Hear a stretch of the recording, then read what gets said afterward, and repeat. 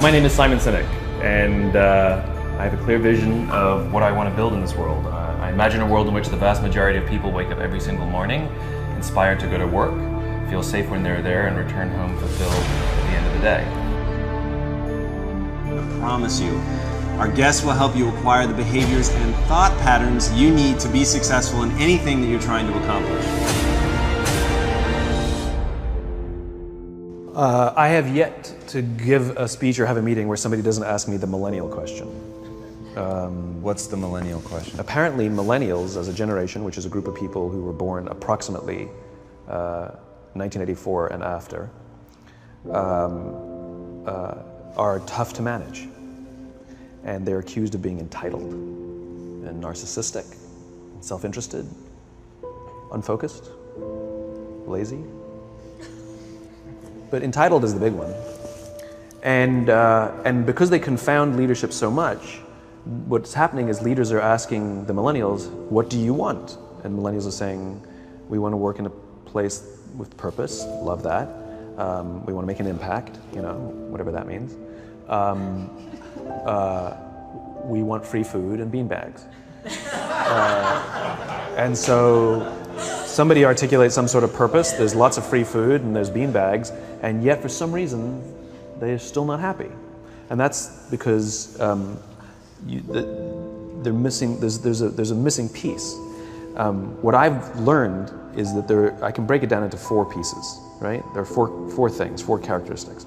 One is parenting, the other one is technology, the third is impatience, and the fourth is environment. The generation that we call the millennials, too many of them grew up subject to, not my words, failed parenting strategies, you know? Where, for example, they were told that they were special all the time. They were told that they could have anything they want in life, just because they want it, right? They were told, some of them got into honors classes, not because they deserved it, but because their parents complained. And some of them got A's, not because they earned them, but because the teachers didn't want to deal with the parents. Some kids got participation medals. You got a medal for coming in last, right? Which the science we know is pretty clear, which is it devalues the medal and the reward for those who actually work hard. And it actually makes the person who comes in last feel embarrassed because they know they didn't deserve it. So it actually makes them feel worse, right? So you take this group of people and they graduate school and they get a job, and they're thrust into the real world, and in an instant they find out they're not special, their moms can't get them a promotion, that you get nothing for coming in last, and by the way, you can't just have it because you want it, right? And in an instant, their entire self-image is shattered. And so you have an entire generation that's growing up with lower self-esteem than previous generations.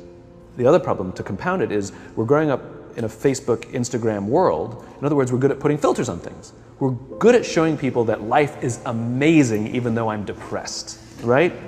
And so everybody sounds tough, and everybody sounds like they got it all figured out. And the reality is there's very little toughness, and most people don't have it figured out. And so when the more senior people say, well, what should we do? They sound like, this is what you gotta do. And they have no clue, right? So you have an entire generation growing up with lower self-esteem than previous generations, right? Through no fault of their own, right? They were dealt a bad hand, right? Now let's add in technology. We know that engagement with social media and our cell phones releases a chemical called dopamine. That's why when you get a text, it feels good, right? So, you know, we've all had it where you're feeling a little bit down or feeling a bit lonely, and so you send out 10 texts to 10 friends, you know, hi, hi, hi, hi, hi, because it feels good when you get a response, right? Right? It's why we count the likes, it's why we go back 10 times to see if my Instagram is growing slower, did I do something wrong? Do they not like me anymore, right? The trauma for young kids to be unfriended, right? Because we know when you get a hit of dopamine, which feels good. It's why we like it, it's why we keep going back to it. Dopamine is the exact same chemical that makes us feel good when we smoke, when we drink, and when we gamble. In other words, it's highly, highly addictive, right? We have age restrictions on smoking, gambling, and alcohol, and we have no age restrictions on social media and cell phones, which is the equivalent of opening up the liquor cabinet and saying to our teenagers, hey, by the way, this adolescence thing, if it gets you down, But that's basically what's happening. That's basically what's happening, right? That's basically what happened. You have an entire generation that has access to an addictive, numbing chemical called dopamine through social media and cell phones as they're going through the high stress of adolescence. Why is this important? Almost every alcoholic discovered alcohol when they were teenagers. When we're very, very young, the only approval we need is the approval of our parents. And as we go through adolescence, we make this transition where we now need the approval of our peers. Very frustrating for our parents, very important for us. It allows us to acculturate outside of our immediate families into the broader tribe, right? It's a highly, highly stressful and anxious period of our lives, and we're supposed to learn to rely on our friends. Some people, quite by accident, discover alcohol and numbing effects of dopamine to help them cope with the stresses and anxieties of adolescence. Unfortunately, that becomes hardwired in their brains, and for the rest of their lives, when they suffer significant stress, they will not turn to a person, they will turn to the bottle. Social stress, financial stress, career stress, that's pretty much the primary reasons why an alcoholic drinks, right? What's happening is because we're allowing unfettered access to these dopamine-producing devices and media, basically it's becoming hardwired, and what we're seeing is as they grow older, too many kids don't know how to form deep, meaningful relationships. Their words, not mine. They will admit that many of their friendships are superficial.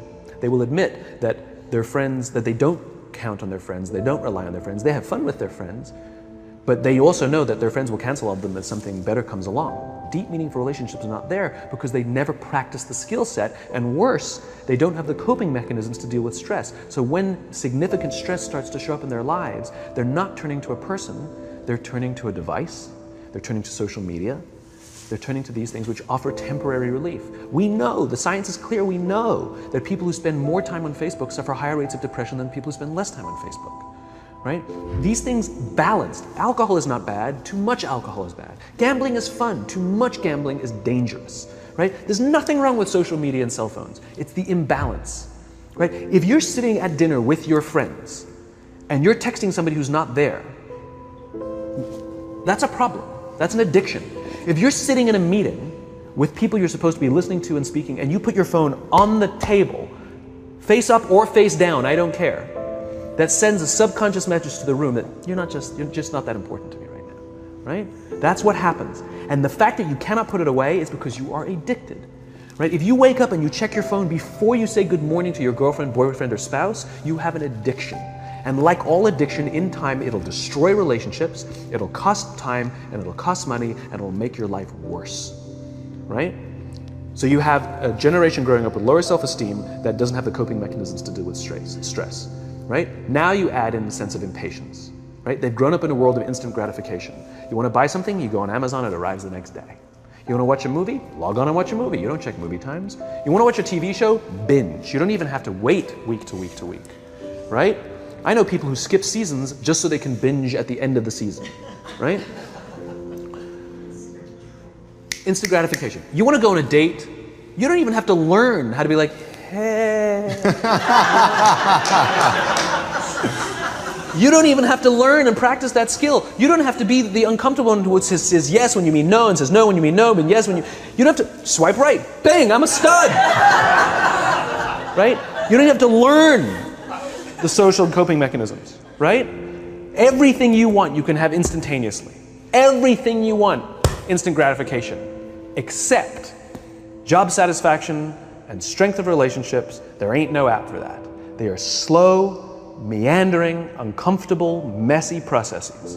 And so I keep meeting these wonderful, fantastic, idealistic, hardworking, smart kids. They've just graduated school. They're in their entry-level job. And I sit down with them and I go, how's it going? They go, I think I'm gonna quit. I'm like, why? They're like, I'm not making an impact. I'm like, you've been here 8 months. You know? It's as if they're standing at the foot of a mountain and they have this abstract concept called impact that they want to have in the world, which is the summit. What they don't see is the mountain. I don't care if you go up the mountain quickly or slowly, but there's still a mountain. And so what this young generation needs to learn is patience. That some things that really, really matter, like love, or job fulfillment, joy, love of life, self-confidence, a skill set, any of these things, all of these things take time. Sometimes you can expedite pieces of it, but the overall journey is arduous and long and difficult. And if you don't ask for help and learn that skill set, you will fall off the mountain, or you will, the worst case scenario, and we're already seeing it. The worst case scenario is we're seeing an increase in suicide rates. We're seeing an increase in this generation. We're seeing an increase in accidental deaths due to drug overdoses. We're seeing more and more kids drop out of school or take leaves of absence due to depression. Unheard of. These are all, this is really bad. The best case scenario, those are all bad cases, right? The best case scenario is you'll have an entire population growing up and going through life and just never really finding joy. They'll never really find deep fulfillment in work or in life. They'll just waft through life and it'll be just, it's fine. How's your job? It's fine, the same as yesterday. How's your relationship? It's fine.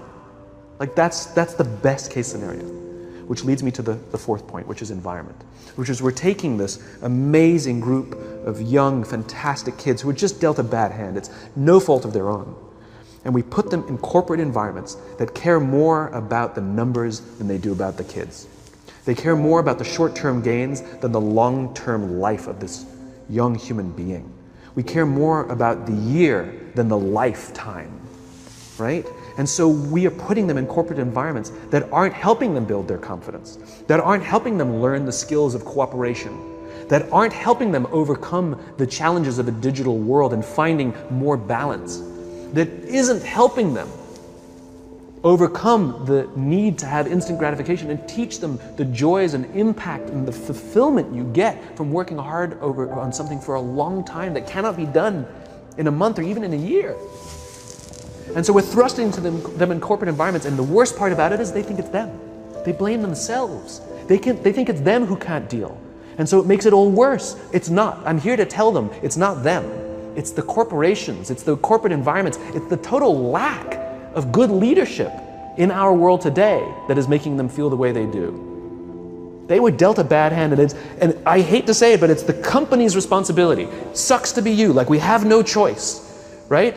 This is what we got, and I wish that society and their parents did a better job. They didn't. So we're getting them in our companies, and we now have to pick up the slack. We have to work extra hard to figure out the ways that we build their confidence. We have to work extra hard to find ways to teach them the social skills that they're missing out on. There should be no cell phones in conference rooms. None. Zero. And I don't mean the kind of like sitting outside waiting to text. I mean like when you're sitting and waiting for a meeting to start, this is what we all do. We all sit here and wait for the meeting to start.